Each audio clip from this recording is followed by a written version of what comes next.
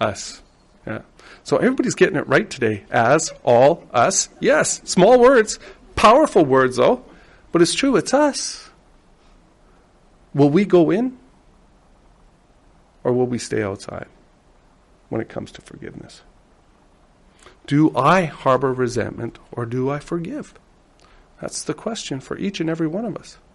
1 Corinthians 13:5 says, does not keep account of the injury. Love doesn't keep account of the injury. It lets it go. That's how God forgives in a large way. He never keeps account of the injury. He doesn't have a running tab on what you and I have done in our lives. He's let it all go. So when we sin, it's fresh with Him every time. Our imperfection is fresh with Him. We as humans, do you think we need help with that? Imperfect humans, help to get past that? We do. Because we have that tendency to keep a running tab. I remember 25 years ago, one time, Brother DeAndrea did this or he did that, and then he let his cat out in my basement. That's us, isn't it? That's the way we tend to keep account. I'm teasing, right, Warner? It's okay. Bucky won't mind. Yeah. Well, every time I do this talk, there's got to be someone in the audience I pick on. Daryl's shirt is muted today, so I can't pick on him. So it's Warner. I apologize, Warner.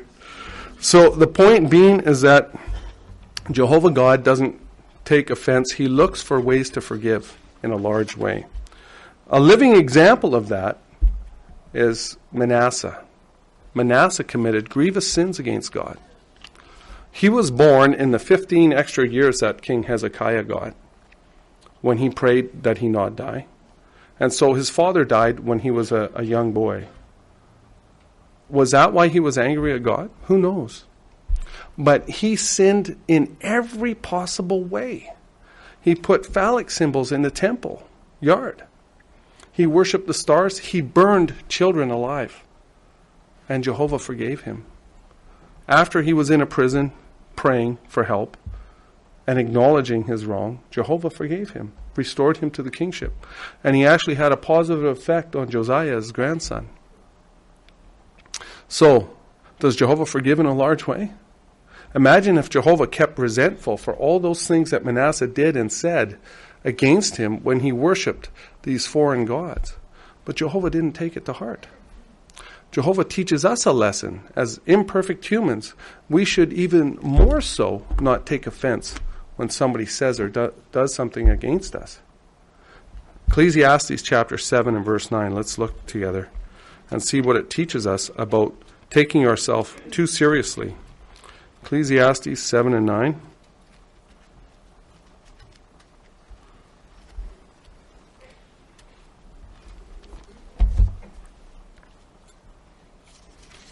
Notice what it says here for us. It says, do not be quick to take offense, for the taking of offense lodges in the bosom of the fools. It's foolish to take offense. Warner said, that Kevin is so pasty white, you can see him from space. Those white Irish people, right? I don't mind. I don't like it, but am I going to take offense and not talk to Warner ever again? How do I know that people have said negative things about me? Or how do you know that people have said negative things about you? Well, Daryl knows. I've told him his shirts are too bright. Did you take offense? Let's go to verse 21. It says, also, do not take to heart every word that people say, otherwise you may hear your servant calling down evil on you. So if somebody said something negative about you, it's guaranteed. All of us have had negative things said about us. It's guaranteed. How do we know? Let's keep reading. For you well know in your heart that many times you yourself have called down evil on others. Okay, we're going to get a show of hands here. Everybody here who's never said a negative word about another human being, put your hand up. Manny, put your hand down. Well, the little girl, she probably can get away with it, yeah. But that's about it, right? We've said negative things about other people. So we can rest assured that somebody has said negative things about us. It's just a given. We all sin many times, especially with regard to the tongue, don't we? So what do we do with that? I love him. He's my brother, but I'm never going to work in service with him again. Car groups show that. Have we truly forgiven, or are we holding on to something? That's what we have to ask ourselves, isn't it? It's important that we do that, because Jesus taught us a lesson in that. And now, I can never give this talk without these guys. You know these guys? Do you recognize these guys? Let's go. Jesus was on earth, and he was perfect. As a matter of fact, he said, if you've seen me, you've seen the Father. He so perfectly reflected God that nobody could find fault. But did they find fault? If we were to look up Matthew 11:19 and read it, it would say that people said of him, he's a drunkard. He drinks too much. He's a glutton. He eats too much. And he hangs around with tax collectors and sinners, prostitutes. Have you seen him? He let that prostitute wash his feet with her tears. What kind of guy is that? He can't represent God. But he perfectly reflected his Father. So, imagine somebody said that about you. You're a pasty white Irish guy.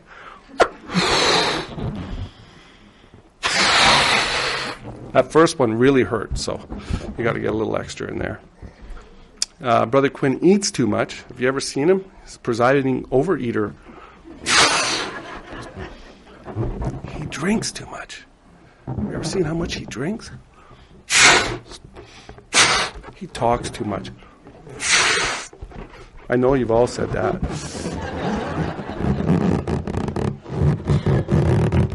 What's happening here now?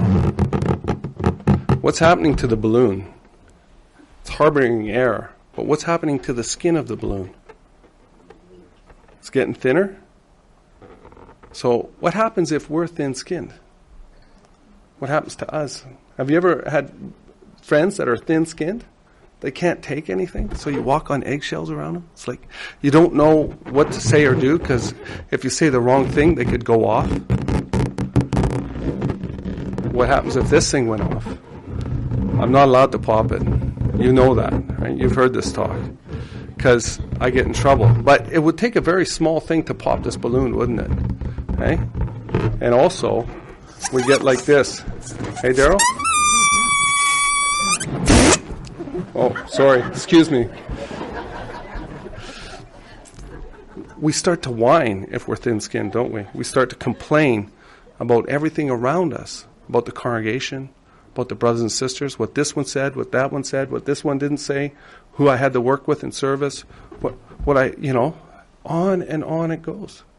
And we're thin-skinned, we're in a precarious situation. Now, the balloon right now is in a difficult circumstance, isn't it? Because very easily I could pop it. And that's what happens to us if we become thin-skinned in the congregation. Very easily we could be destroyed spiritually because we're just so tightly wound. Not to mention that it affects us physically to be like this.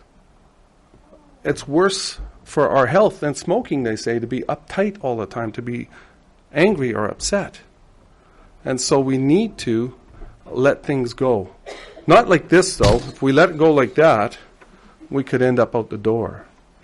So I have another balloon. This balloon is interesting. So what did we say? Brother Quinn's a glutton. He's pasty white Irish, You can see him from space. He talks too much. So what would happen if I just keep puffing on this balloon all day? Call the ambulance because I'd pass out. So that's Jesus, isn't it? When he said wisdom is proved righteous by its works, he had a heart prepared not to keep everything inside, not to become thin-skinned, as it were. Do you think that would serve us in a congregation that's just like a family? When emotions get high in families, it only happens because there's affinity. You only become very upset with somebody you love. If you don't love them, they can't affect you. people honk and gesture at you in traffic in Vancouver often, but you remain unmoved by it because you don't know them from Adam. But what if somebody you love gets that upset with you? Are you affected by it? Yeah.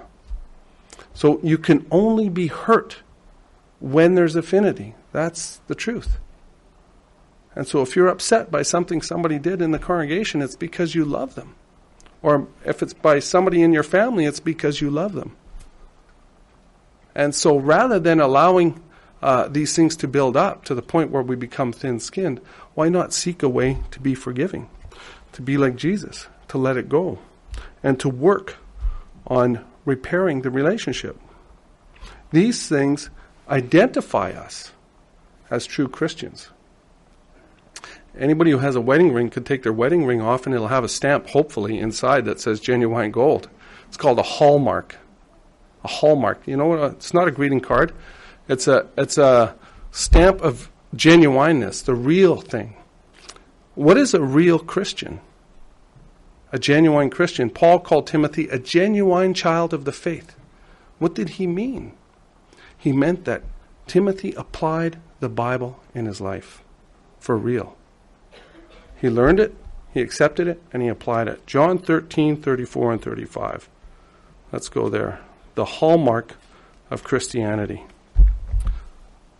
The mark that each and every one of us here as Christians, professed Christians, must bear.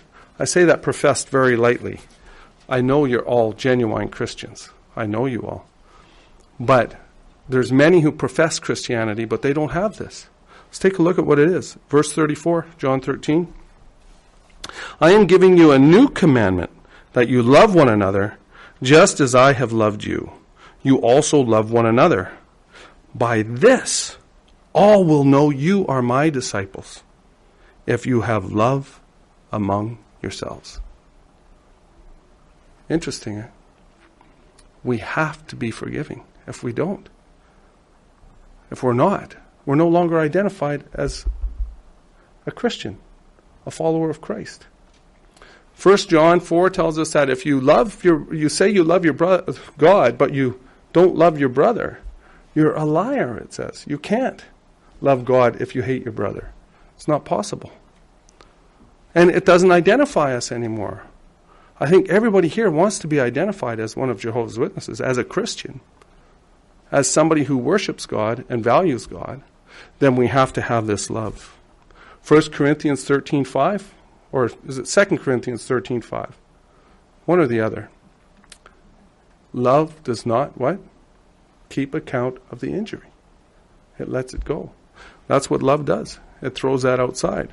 So that we more readily reflect Jehovah God. So that we start to see what it means to forgive in a large way. A large way. Now it accomplishes something else as well when we do that. Let's look at another verse, Ephesians 4 and verse 27.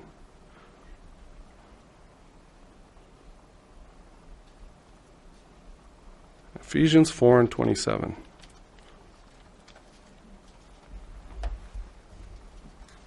Wait for me if you get there first, please.